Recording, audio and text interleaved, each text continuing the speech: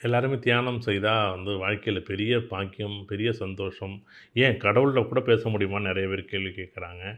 உண்மையிலேயே வந்து அந்த பாக்கியம் வந்து ஒரு சில பேர்களுக்கு உண்மையிலேயே கிடைச்சிருக்கான்னு கிடைச்சிருக்கு.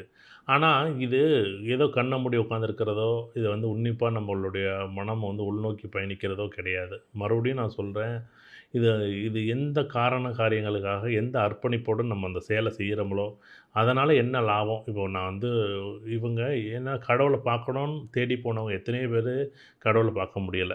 தியானத்தில உட்கார்ந்திருந்து பக்கத்தில வீட்ல என்னென்ன சவுண்ட் வருது, எதுத்த வீட்ல என்ன சவுண்ட் வருதுன்னு காதுக்குள்ள கேட்கறது தான் இவங்க தியானம்னு சொல்றதா இடத்துல இருக்கிறாங்க சில பேரு.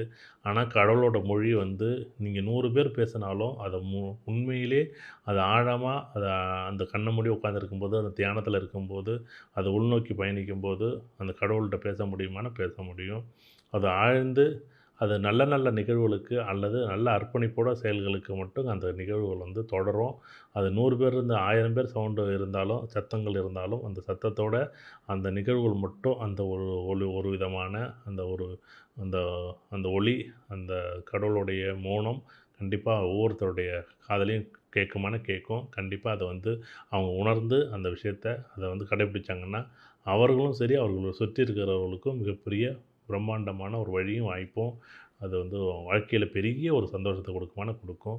எல்லாமே அவர்களுக்கு ம் இது எல்லாமே வெளியில யாருமே தெரியாது. நீங்க இந்த மாரி யாராச்சும் ஒருத்தர் மௌனத்தில இருந்து, அந்த மௌனம் வந்து அந்த உள்நோக்கி பயணித்து, அந்த மொழி புரிஞ்சா, அவங்க வந்து வெளியில யாருன்னே தெரியாம அவர் வாழ்க்கைய கடந்து செல்வாங்க. வெளி உலகத்துக்கே தெரியாதவங்க தான் இந்த இந்த மாரி தொடர்புல இருப்பாங்க. கடவுள கண்டிப்பா பேச முடியுமா? நம்ம பேச முடியும். கடவுள் இருக்கா? அப்படின்னா கடவுள் இருக்கு. அந்த கடவுள்ட்ட பேச முடியுமா? கடவுள்ட்ட பேச முடியும். அந்த மொழி புரியுமானா மொழி புரியும். மொழி புரிஞ்சவங்க எல்லாருமே மௌனத்தில இருக்கிறாங்க.